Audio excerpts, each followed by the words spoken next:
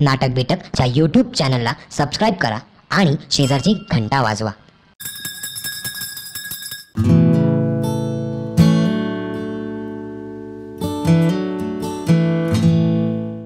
नमस्कार. द नाटक बिटक शोमध्ये मी अभिराज शिंदे तुम्हा सर्वांचं स्वागत करतो. नुसतं स्वागत नाही तर ॲब्सोल्युटली स्वागत करतो, कारण आज माझ्यासोबत ॲब्सोल्यूट या नाटकाची टीम आहे. गौरी नलावडे, पद्मनाभ आणि दिग्दर्शक मंदार देशपांडे. मग तिघांचंही खूप खूप स्वागत या शोमध्ये. बरं, ॲब्सोल्यूट या नाटकाबद्दल आपल्याला बोलायचं अर्थातच, तर मग मंदारपासून मी सुरू करतो. मंदार, ॲब्सोल्यूट या नाटकाबद्दल काय सांगशील? ही गोष्ट काय ॲब्सोल्यूट म्हणजे? ॲब्सोल्यूट या नाटकाची गोष्ट सांगण्यापेक्षा मी असं सांगेन की ॲब्सोल्यूट हे नाटक, त्याला ॲब्सोल्यूट अशी गोष्ट नाही आहे. हा एक ॲब्सोल्यूट शोध आहे कनेक्ट आणि डिस्कनेक्टचा. Perfect perfect. तर माझा दुसरा प्रश्न गौरी तुला आहे. तुझं हे पहिलं नाटक आहे, म्हणजे तू ह्या अगोदर सिरियल्स आणि सिनेमांमध्ये काम केलं आहेस, पण हे तुझं पहिलं नाटक आहे. तर हा पहिल्या नाटकाचा अनुभव कसा होता आणि हे ॲब्सोल्यूटमधलं जे तुझं पात्र आहे त्याबद्दल काय सांगशील? हो, पहिलंच नाटक आहे माझं आणि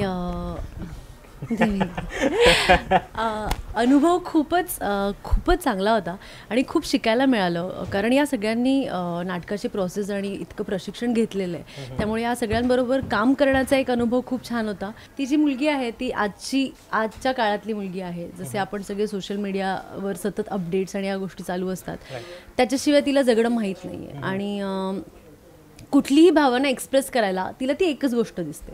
आणि माझं पात्र फारच मजेशीर आहे, म्हणजे ती फारच छान मुलगी आहे असं मला वाटतं. क्या बात. ओके. सो पद्मनाभ, आता मला तुझ्याकडनं जाणून घ्यायचं आहे. हा एक असा तरुण आहे की जो भूतकाळात जगू पाहतोय आणि आजच्या वर्तमानात तो भूतकाळात जगतोय. मग त्या याच्यामध्ये तसं एक वाक्य आहे की तो म्हणतो की मला 4 घोड्यांची स्वप्न पडतात, मला एका रथात बसून निघून गेलेत सगळे भविष्यात, मला एकट्याला रथात बसून. मग तो कनेक्टेड जो आहे तो त्याच्या आईशी कनेक्टेड आहे. एकीकडे तो त्याच्या बायकोशी कनेक्टेड व्हायचा प्रयत्न करतोय आणि गावातनं आलेला तरुण आहे. शहरातलं जगणं म्हणजे ज्या याच्यामध्ये ती एक संस्कृती येते शहराची, म्हणून त्या संस्कृतीशी तो जुळून घ्यायचा प्रयत्न करतोय, कनेक्ट होण्याचा प्रयत्न करतोय. आणि त्या याच्यामध्ये तो कनेक्ट होतोय का नाही होतोय हे खरं तर नाटक बघितल्यानंतर कळेल. सो आता माझा पुढचा प्रश्न असा आहे की नाटक म्हटलं की रिहर्सल्स म्हटलं की खूप वेळ लागतो, खूप ती मोठी प्रोसेस असते. रिहर्सल्स म्हणजे खूप वेळ लागतो. तर आपण मंदारकडून जाणून घेऊया. ती माझ्यासाठी खूप धमाल असते नेहमीच. ती यांच्यासाठी कशी होती, कारण जेव्हा आपण नाटक करतो तेव्हा माझ्यासाठी ते एक नाटक हेच संपूर्ण तात्पुरतं विश्व बनून जातं त्या काळासाठी. पण ही लोक तशी बिझी असतात, म्हणजे ॲक्टर्स बेसिकली. तर त्यामुळे त्यांच्याकडून मला जाणून घ्यायला आवडेल की त्यांना ती प्रोसेस कशी वाटली. नक्कीच. प्रोसेस मला नाटकाच्या शोपेक्षा प्रोसेस नेहमीच महत्त्वाची वाटते. म्हणजे मी ती खूप एन्जॉय करतो. म्हणजे शोज एकदा सुरू झाल्यानंतर आपल्याला शोमधनं काही वेगवेगळ्या गोष्टी सापडत असतात, ही गोष्ट बरोबर आहे. पण मला नाट्य प्रयोगापेक्षा प्रोसेस ही गोष्ट नेहमीच महत्त्वाची वाटत आली आणि मी ती जास्त एन्जॉय करतो. मी आणि मंदार, आता हे आमचं मंदार डिरेक्टर, मी ॲक्टर, हे आमचं 3रं नाटक आहे. तर त्यामुळे होताना असं होतं की मंदारला माहिती आहे की मी काय रिॲक्ट होणार आहे. तर त्यामुळे ॲक्टर म्हणून प्रत्येक वेळी नव्याने स्वतःकडे बघावं लागतं. नाही, कुठली रिॲक्शन मी का देतोय याचं मागचं माझं मोटिवेशन काय हे मंदारला माहिती आहे ॲज अ डिरेक्टर. तर त्यामुळे ते मंदारला माहिती असल्यामुळे तो मला सतत नव्या एक टास्क देत राहतो की नाही तू हे करू नको, तू या रिहर्सलमध्ये तू हातच हलवू नकोस, फॉर एक्झाम्पल. तर यामुळे काय होतं, चॅलेंजेस मिळतात. ॲक्टर म्हणून तुम्ही तुमच्याकडे नव्याने बघत राहता आणि एक नवीन नाटक तुम्हाला सतत काहीतरी नवीन देत असतं. तुमच्यातलं एक वेगळीच गोष्ट तुमच्यातली ती काढत असते आणि ती प्रोसेसमध्ये निघते. म्हणजे कधीच आपल्याला अपेक्षितच नसतं की अरे असं पण मी काहीतरी रिॲक्ट होऊ शकतो का. तर हे प्रोसेसची गंमत आहे. तर त्यामुळे मला प्रोसेस महत्त्वाची वाटते आणि प्रोसेस धमाल झाली इन्शाल्लाह. सो कमी दिवसांची होती पण चांगली झाली. हे नाटक जेव्हा आता साकारतंय, आता जेव्हा प्रेक्षक प्रयोग बघताय त्या नाटकाचे, त्या प्रयोगामागे 2 महिन्यांची रिहर्सल्स आहे. सो 2 महिन्यामध्ये ॲज अ डिरेक्टर तू तुझ्या दोन्ही कलाकारांना व बाकी कलाकारांना खूप चांगलं ओळखून गेला असशील. हो, अगदीच. तर मग मला जरा सांग की दोघांनाही एकेका शब्दात किंवा एकेका वाक्यात जर डिफाईन करायचं झालं तर ते काय असेल? ते चांगलंच असायला हवं किंवा वाईट असायला हवं असं काही नाही. It's completely on you. तू सांग. गौरी ही अत्यंत फोकस्ड अशी ॲक्ट्रेस आहे आणि त्याच्यामुळे डेडिकेशन जे असतं ॲक्टरचं असायला पाहिजे, तर डेडिकेशन या दोघांमध्येही आहे. जेव्हा ते काम करायला लागतात आणि ते रिहर्सलची प्रोसेस अनुभवायला लागतात, तेव्हा मी जी स्पेस त्यांना देईन त्या स्पेसमध्ये ते कम्प्लिटली विश्वास ठेवून काम करायला लागतात आणि त्यातनं आम्ही दोघं मिळून काहीतरी शोधू पाहतो. आणि जे शोधलं जातं ते सगळं त्यांचं असतं. म्हणजे आत्ता ॲब्सोल्यूटमध्ये जे ते शोधतायत किंवा जो ते अभिनय करतायत तो संपूर्णपणे त्यांचा आहे. त्यात माझं असं काहीच नाही. पद्मनाभबद्दल एखादी गोष्ट अशी ठराविक? पद्मनाभ सिर्फ नाम ही काफी आहे. बरं, ठीक आहे. बरं, हे झाले दिग्दर्शकाकडनं तुमच्याबद्दलचे बोल. तुम्हाला दिग्दर्शकाला काही बोलायचं आहे का? मंदार डिरेक्टर म्हणून खूप वाह्यात बोलायचं झालं तर हरामखोर आहे. आय गेस चांगल्या अर्थाने. येस, तो खूप पर्टिक्युलर आहे आणि त्या अर्थाने तो हरामखोर आहे. म्हणजे सगळ्या दिग्दर्शकांनी तसं असावं असं मला वाटतं. एक सगळ्यात महत्त्वाची गोष्ट म्हणजे मंदारची मला खूप आवडते ते म्हणजे की तो आत्ता जसं म्हणला की हे सगळं आमचं आहे, म्हणजे आम्ही शोधलेलं आहे. तर अर्थात डिरेक्टर म्हणून एक शोध घेत असतो, ॲक्टर म्हणून एक शोध घेत असतो. युगंधर लेखक लिहिताना एक काहीतरी त्याचा एक सर्च सुरू होता. तर हा शोध कुठल्या दिशेने तुम्ही करायला पाहिजे, कारण काय होतं तुम्ही कुठेही भरकटू शकता. तो जो एक नाही तू ह्या पद्धतीने विचार कर, ह्या पद्धतीने विचार डिरेक्शन नाही हां, म्हणजे ते चॅनलाइज करणं हे अर्थात मंदारला ते फार कमाल जमतं. दोन प्रकारचे डिरेक्टर असं मला वाटतं. एक असतं जे खूप लाड करतात आणि जे पॅम्पर करतात आणि एक असतात की ज्यांच्याकडनं शाबासकी मिळवायला ना आपण तरसतो की यार हा कधी म्हणणार आहे की मी खूप भारी काम केलं. सो तो त्या टाईपचा डिरेक्टर आहे विच आय रिअली लाईक. आपलं नाटक म्हणजे ॲब्सोल्यूट हे नाटक NCPAच्या सेंटर स्टेज फेस्टिवलला प्रीमियर म्हणून लागलेलं, म्हणजे पूर्ण हिंदी नाटकांमध्ये एकमेव मराठी नाटक होतं. तर ऑब्व्हियसली तो एक्सपिरियन्स कसा होता आणि तिथून आपल्या नाटकाची सुरुवात झाली आय गेस. सो तो ओव्हरऑल एक्सपिरियन्स कसा होता, फेस्टिवलचा ॲटमॉस्फिअर कसा होता, तुम्हाला तिथे काय फीडबॅक मिळालेले, काही पॉझिटिव्ह निगेटिव्ह काय होते ते? सेंटर स्टेज फेस्टिवल हा NCPAचा महत्त्वाचा फेस्टिवल असतो ज्याच्यामध्ये नवीनच नाटकं सगळी होतात. हो, बरोबर. जी सगळी नाटकांचा तिथे प्रीमियर असतो.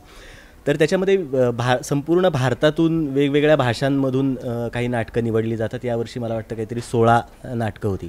तर त्यातलं हे एकमेव मराठी नाटक होतं, जी मला आपल्या दृष्टीने खूप महत्त्वाची गोष्ट वाटते.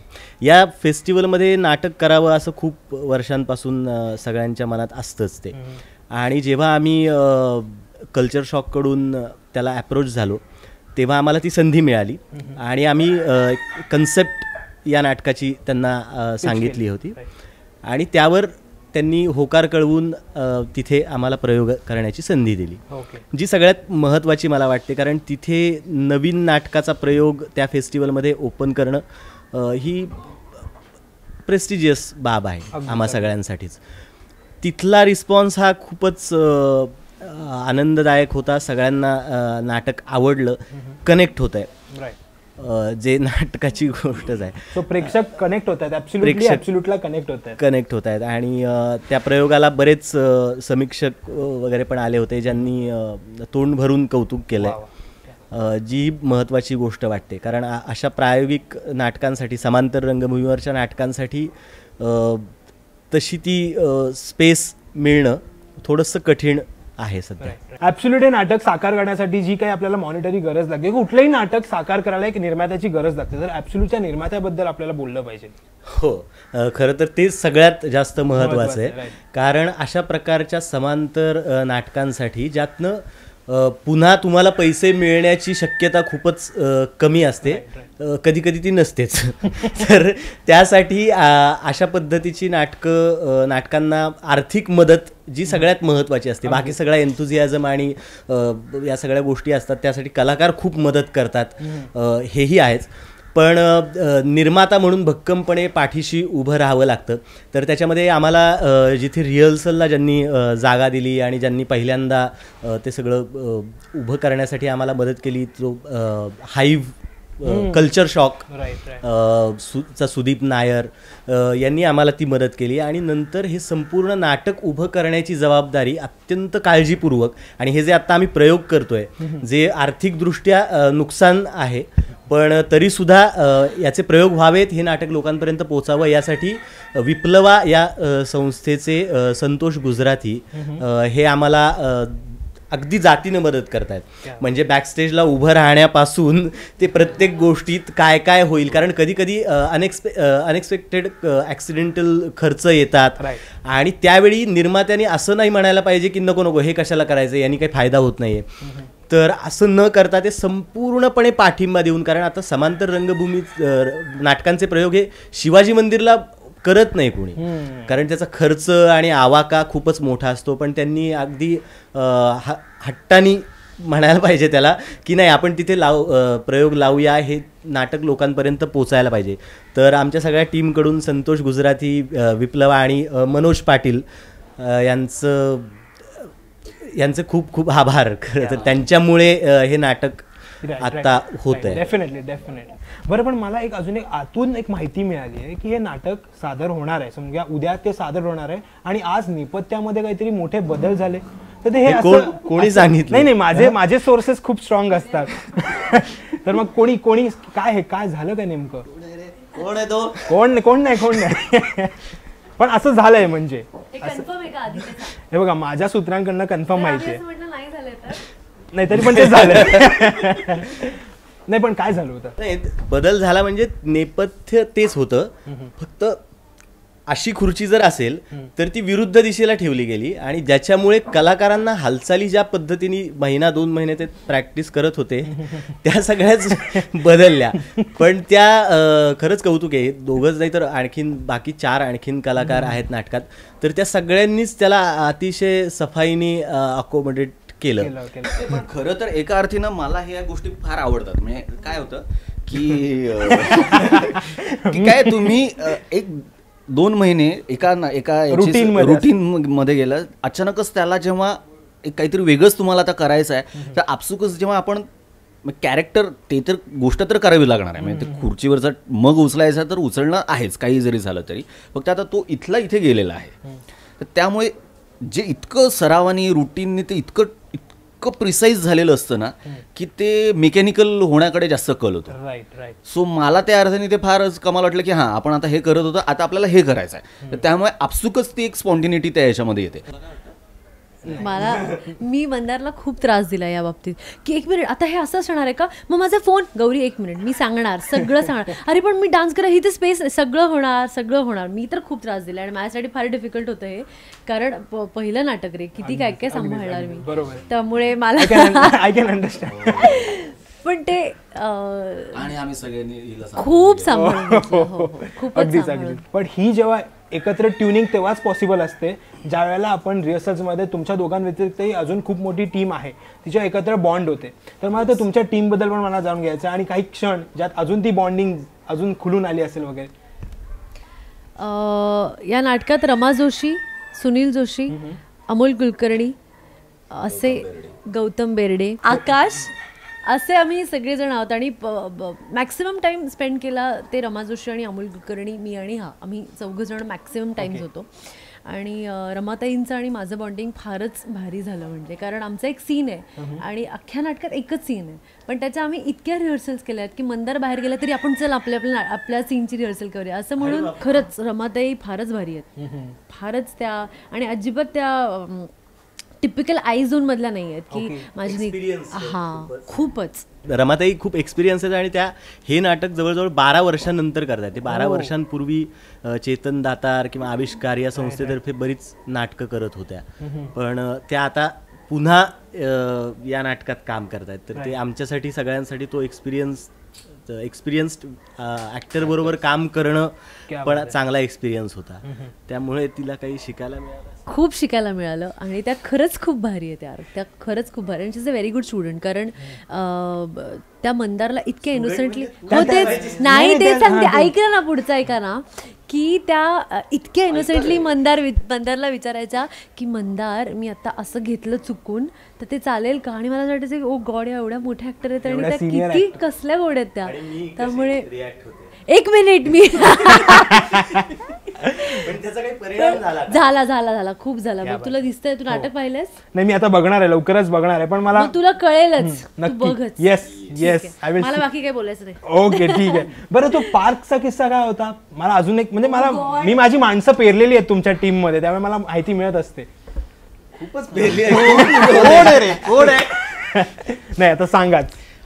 काय नाही, एक इम्प्रोव्हायझेशन मंदारनी आम्हाला दिलं. अशी खूप काय काय काय काय प्रोसेसमध्ये गमती जमती घडत असतात, पण हा पार्कचा किस्सा खूप गमतीदार आणि मजेशीर आहे. आणि मंदारने एक एक्झरसाइज दिला होता की तो म्हणला की अमुक अमुक ठिकाणी तुम्हाला जायचं आहे आणि तिथे गेल्यानंतर तिथे एक अशी गोष्ट आहे की जे बघितल्या तुम्हाला कळेल की हे ॲब्सोल्यूट आहे, म्हणजे नाटकाचं नाव असं काही नाही बोला तो म्हणाला की तुम्ही इकडनं तिकडे पोहोचायचं, ते तुम्ही कसंही पोहोचा, तुम्ही इथं म्हणजे जिथे आम्ही रिहर्सल करायचो तिकडनं त्याने सांगितलं की मी एक जागा सांगणार, तिथे तुम्ही तुमचं कॅरेक्टर बनून जायचं, तिथे पोहोचायचं आणि तिथे तुम्हाला तुमच्या कॅरेक्टरला काही ॲब्सोल्यूट मिळतंय का ते बघायचं. काय मी प्रत्येकाला वेगवेगळं सांगितलं होतं ना, त्यामुळे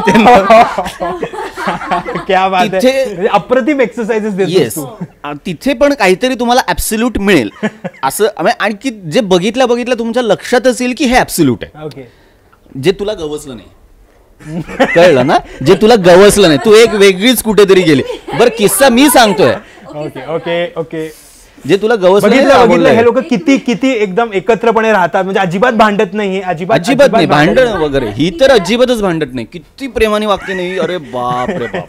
बरं आपण किस्साकडे जाऊया. तर तिथे आम्ही आमचे कॅरेक्टर म्हणून पद्मनाभ नव्हता, ॲब्सोल्यूट नाटकातलं जे कॅरेक्टर आहे ते होऊन मी स्वतः तिकडे गेलो होतो. ही आली होती अमोल कुलकर्णी. बरं सगळ्यांना एकच स्पॉट होता लोकेशन?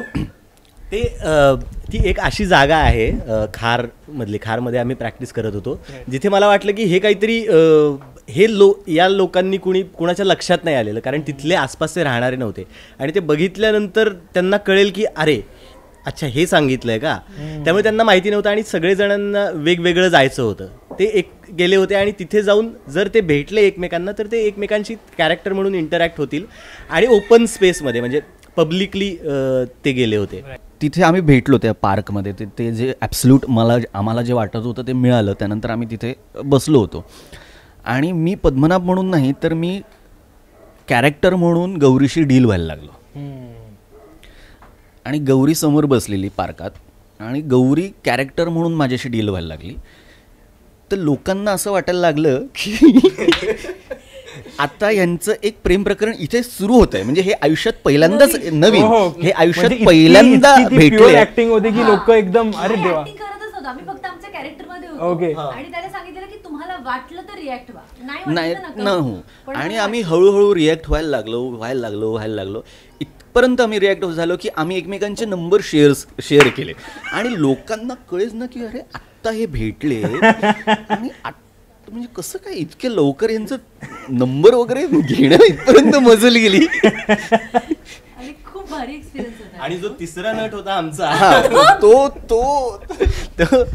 तो गोल पार्क आहे आणि तिथे घंटेश्वराचं मंदिर आहे खारला, जिथे असंख्य घंटा लावलेल्या आहेत. म्हणजे तिथे जवळजवळ मोजल्या नाहीत पण अगदी एवढ्या घंटेपासून ते मोठ्या घंटेपर्यंत हजारो घंटा लावलेल्या आहेत.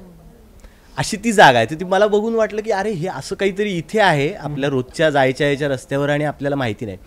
तर आमचा जो अमोल होता तो फिरत बसला, त्याला कळेच ना की कुठली जागा आहे आणि तो गोल गोल गोल आणि त्याला कळत होतं. मी तिथे होतोच पण इंटरॅक्ट नव्हतो होत, त्यामुळे तो असं बघायचं आणि त्याला लक्षातच येत नव्हतं की अशी काय जागा आहे, कारण ते आउटसाईडला आहे थोडंसं. या दोघांना ते मिळालं आणि हा हिला दिसलं ते, पण हिला कळलं नाही की हेच ते आहे. नाही, ती झोका खेळायला गेली. करेक्ट. हो, मी झोका खेळायला गेले कारण माझ्या कॅरेक्टरला मंदिर आणि हे ऍब्सल्यूट नाही वाटलं. माझ्या कॅरेक्टरचा पास्ट इतका फारसा काही भारी नसल्यामुळे तिला ती घसरगुंडी आणि झोका भारी वाटला. मला ते ऍब्सल्यूट मला ती गेली नव्हती, तिचं कॅरेक्टर गेलं. करेक्ट. आणि मला तिथे मी खेळले घसरगुंडी आणि झोका आणि सगळे मला एक वेडी म्हणून ट्रीट करत होते आणि सगळे त्या प्रकारेच माझ्याकडे बघत होते की हिचं काय, ही का वेड्यासारखी वागते. बरं, तिथल्या मुलींनी मला विचारलं की क्यों, मतलब क्या आपने कभी खेला नहीं क्या. बरं, मला इतकं हसायला यायला लागलं की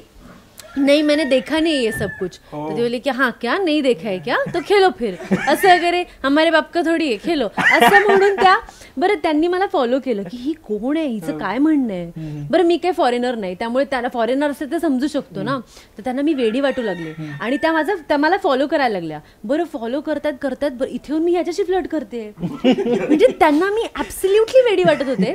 आणि मध्ये मध्ये माझं कॅरेक्टर फक्त अमोलमुळे सुटत होतं, कारण मी जेव्हा चालत होते मला अमोल दिसत होता की हा काय करतोय, कुठे चाललाय. तितकं मला फक्त हसू येत होतं. बाकी अदरवाईज आम्ही खूपच भन्नाट आहे सगळं. जे आता आगामी शोज आहेत त्यांच्याबद्दल थोडी माहिती दे, कधी आहेत. हो, आता आम्ही पुढचा शो करतोय 29 डिसेंबरला संध्याकाळी 8 वाजता शिवाजी मंदिर, दादर. ओके. आणि 30 डिसेंबरला सावित्रीबाई फुले नाट्यगृह डोंबिवलीला 8 वाजता. हे 2 शो तरी आमचे येत्या पुढच्या आठवड्यातच प्लॅन आहेत.